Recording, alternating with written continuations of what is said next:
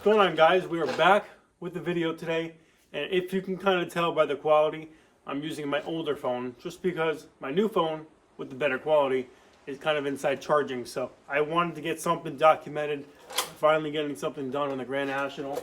So let me slip my glove back on because this is kind of a dirty job.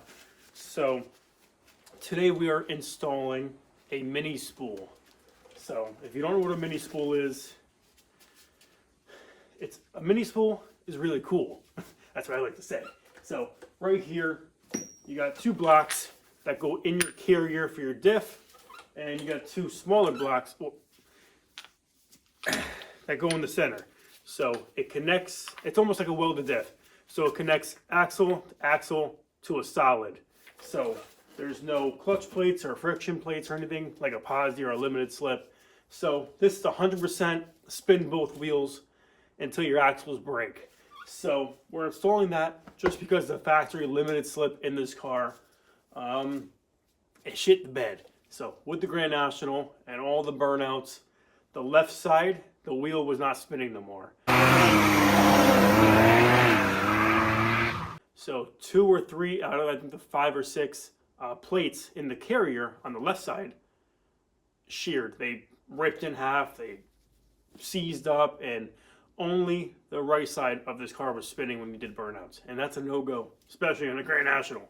So with this factory setup, you got 2 of these, left and a right side, which is pretty much this, but it's replacing that. So this is what you get. That's the worn out spider gear. So that's why we're replacing all this. And you got one on top, one on bottom of the small ones, and it rotates like this. So usually you weld these gears together, but these are, I think, heat treated or whatever, so you really can't weld to these unless you get a super clean, good, hot weld. But in the car or wherever, the carrier out, how are you supposed to weld this up if the C-clips hold the axle in here? So I don't know, but we're ditching that and going with the, you could say hack. It's a hack Posdi with this because you're gonna have a little bit of a clunk, and with stock axles, there's gonna be kind of a lot of tension, I would say, because this car isn't meant for spool. So when you're backing up, turning, all that, it's gonna be pretty tough and a lot more pressure on the axles. So hopefully these axles, they hold up for just a little bit. But we're installing those. I got all the shims right here. They're shims. We're working with what we have. So they're all cleaned up. So these go in the carrier left and right side. These side pieces for the mini spool, they go like that. You space it out in the carrier. So doing things hack, I like to do, but safely hacking it up. So these are the used plates. Some of these are from the old limited slip, which you can tell they're trashed, but they're all cleaned up. No debris on them or anything. So these are our shims, left to right side. The axles, we had to shave down right here, all around the ridge of the axle, as you can tell. So we could get this down far enough to be able to slip the C-clip. So the reason, let me explain this real quick. The reason why you shave your axle, where's my hammer? God, where's my hammer? This is my hammer. So the reason you shave your axle, the end, like the ridge of the axle splines, is to get that block or whatever down farther to slip the C-clip on. If I didn't shave the end of these splines, this wouldn't go down far enough to be able to get the C-clip on the notch of the axle. So a lot of people online, they like to shave the sides of the C-clip, but that's a big no-no because this is the only thing holding your axle and your wheel into your car.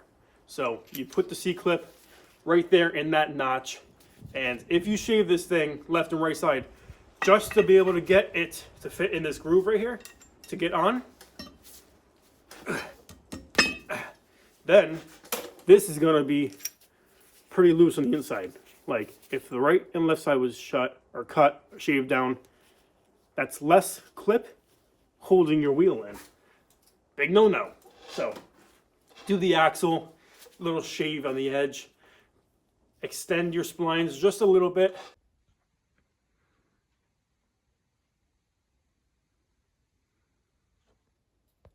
Once this is on and in the car, look, when the C-clip is pressed up and it's buttoned together where it's supposed to be, you're not even using that end of the spline. So you're not jeopardizing nothing. So that's the safest way, in my opinion, which I just found out to do it that way yesterday, because there's nothing online on telling you how to get the C-clip in besides shaving the C-clip. Big no-no. So we got the carrier bolted up in the axle, the housing. Everything's cleaned up. Bearings are freshly oiled and greased up, whatever. Main caps are on. No shims are in there yet. So the first thing you gotta do is grab your axle, slide it through, not all the way. Let me go put this one on the other side. All right, so I'm gonna show you under the car now what I was talking about. So this right here is the carrier, ring gear. So we got this thing in neutral on the tranny, spinning. So I need to keep it, it's a little tough. Can't use my other hand to turn the drive shaft. But these axles need to go back, just like that. This one's back.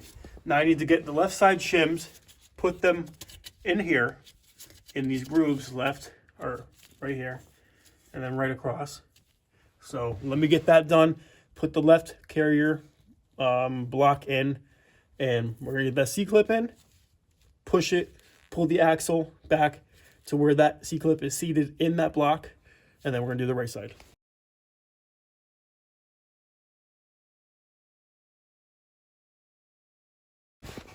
All right, so we got the C-clip on.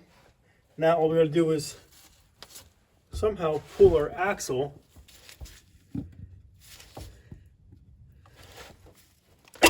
there we go. So we got that fully meshed in there, and the axle is pulled out. So looks pretty centered. Now I'm gonna do the right side shims. Put that carrier in, same thing, push the axle, get that clip on, pull the axle back, and get them both seated like that. Then put our two blocks in, put our pin in, and these should be pretty tight to where there's no space between the center blocks and both of these centered blocks, carrier things. So hopefully we don't have to take it all back out to reshim it and add a shim if it's loose, determining which side. So we'll know once we try to get it back in. I think we got it. So I think we're looking pretty good. So as you can tell, C-clips, pin, everything's off the table. So they're in the car now. So I just put the right C-clip on this one, pulled the axle back, and I'm gonna try and turn this for you guys. If you can see, I'm turning this, and the axle's turning.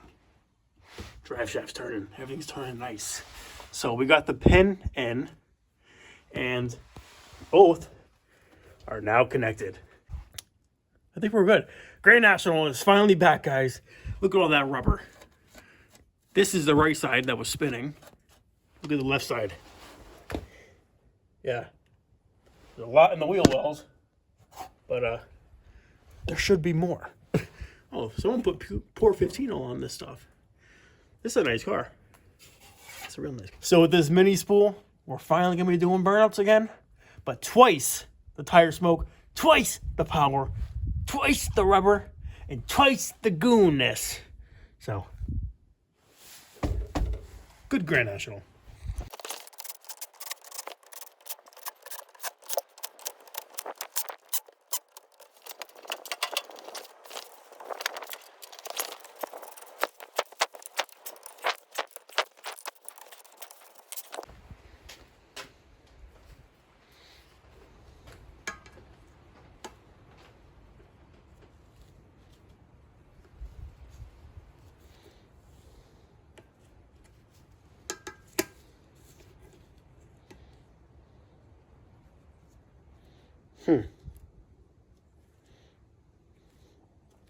That's not quite lining up. Okay, guys, my fingers are starting to freeze. Typical coldness. But we have the left wheel on. I cannot do the right side yet because of the brake pad issue. So we actually don't even have brake pads on the metal pad itself. So I'm gonna have to get new pads before I can put the drum on, then put the wheel on. But right now, we are currently adding fluid. So that right there takes a while just because it's a heavier weight. It's pretty thick. So we got that bottle in there to finish up, and then we have just a little bit of the leftovers to get in because I spilled a little bit. So I want to get as much as possible. So that's going to wrap it up for today's video, but this has been a almost 4 month in the wait to get done a job. So finally got it done. Once the fluid's done and we get the brake pads, we can put it back on the ground and finally maybe start it up because I can't quite drive it, which sucks. But hopefully this melts within the next couple of days and we can actually get this car on the ground, back it up, and see how the spool does. But this car, it's been neglected for a while. Got a mattress on top. But at least it's safe indoors when everything else is outside. So trying to take care of it to the best of my ability at the moment. But definitely stay tuned for the next video. I know this was quick, but just wanted to wrap it up. It's definitely a dirty and annoying job, so I didn't film most of it. Thanks for tuning in. Let's keep on gooning, and I'll catch you guys next time. Peace.